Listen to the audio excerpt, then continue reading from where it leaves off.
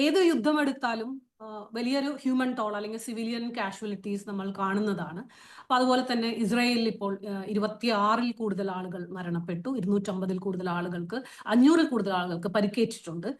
ഇറാനിന്റെ വശത്താണെങ്കിലും സാധാരണ ആളുകൾ, ഈ യുദ്ധത്തിലൊന്നും പങ്കില്ലാത്ത സാധാരണ ആളുകൾ 250-ൽ കൂടുതൽ ആളുകൾക്ക് മരണപ്പെട്ടിട്ടുണ്ട് എന്ന് പറയുന്നു. നൂറായിരക്കണക്കിന് ആളുകൾക്ക് ഇനി വരുന്ന ദിവസങ്ങളിൽ ഇത് കണ്ടിന്യൂ ചെയ്ത് പോവുകയാണെങ്കിൽ രണ്ട് രാജ്യങ്ങളിലും വലിയ തരത്തിലുള്ള മനുഷ്യക്കെടുതികൾ, നാശനഷ്ടങ്ങൾ ഉണ്ടാകുമെന്നുള്ള കാര്യത്തിൽ സംശയമില്ല.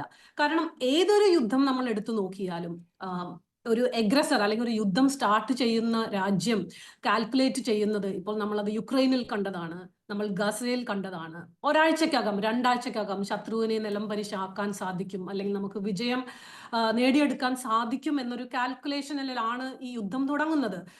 ഈ കാര്യത്തിലും എനിക്ക് തോന്നുന്നത് ബെഞ്ചമിൻ നെതന്യാഹു കരുതിയിട്ടുണ്ടായിരുന്നത് ഇസ്രായേൽ ഇതുപോലെ ശക്തമായ ഒരു മിസൈൽ ആക്രമണം ഇറാനിന് നേരെ നടത്തുമ്പോൾ എല്ലാ ഏറ്റവും ടോപ്പ് ലെവലിലുള്ള കമാൻഡേഴ്സിനെയും സൈനിക മേധാവികളെയൊക്കെ അസാസിനേറ്റ് ചെയ്തുകൊണ്ട് ഇറാനിനെ ഞെട്ടിപ്പിക്കുന്ന തരത്തിലുള്ള ഇങ്ങനെയുള്ള ഒരു ആക്രമണം നടത്തിയാൽ ഇറാൻ ഇതുപോലെ തിരിച്ചടിക്കും, അല്ലെങ്കിൽ ഇങ്ങനെ ഒരു വലിയ തോതിലുള്ള ഒരു തിരിച്ചടി ഇറാനിൽ നിന്ന് ഉണ്ടാകുമെന്ന് പ്രതീക്ഷിച്ച് കാണില്ല തീർച്ചയായും. കാരണം 4-ാം ദിവസം യുദ്ധം നീണ്ടു നിൽക്കുമ്പോഴും നമ്മൾ കാണുന്നത് ഇസ്രായേലും ഇറാനും ആക്രമണങ്ങളും അറ്റാക്കും കൗണ്ടർ അറ്റാക്കുകളുമായി വളരെ ശക്തമായ രീതിയിലുള്ള ആക്രമണങ്ങളാണ് നമ്മൾ രണ്ട് സ്ഥലത്തും കാണുന്നത്.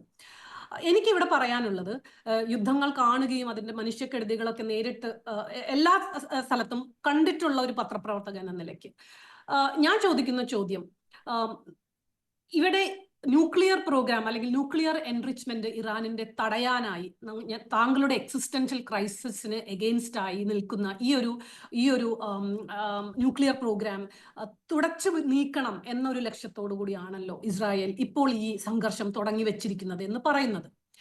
പക്ഷേ എത്രത്തോളം ഇസ്രായേലിന് ഇത് സാധിക്കും എന്നുള്ളതാണ് വലിയൊരു ചോദ്യം.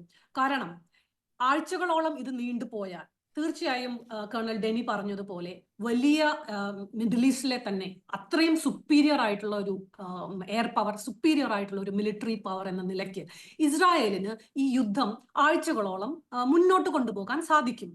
എനിക്ക് തോന്നുന്നത് ഗസയിലെ പോലെ നീണ്ടു നിൽക്കുന്ന മറ്റൊരു യുദ്ധത്തിലേക്കായിരിക്കും, രണ്ട് സ്ഥലത്തും മനുഷ്യക്കെടുതികൾ വരുത്തിക്കൊണ്ട് നീണ്ടു നിൽക്കുന്ന ആഴ്ചകളോ മാസങ്ങളോ നീണ്ടു നിൽക്കുന്ന ഒരു യുദ്ധത്തിലേക്ക് തന്നെയാണ് ഇസ്രായേൽ ഇപ്പോൾ കാലെടുത്ത് വെച്ചിരിക്കുന്നത്.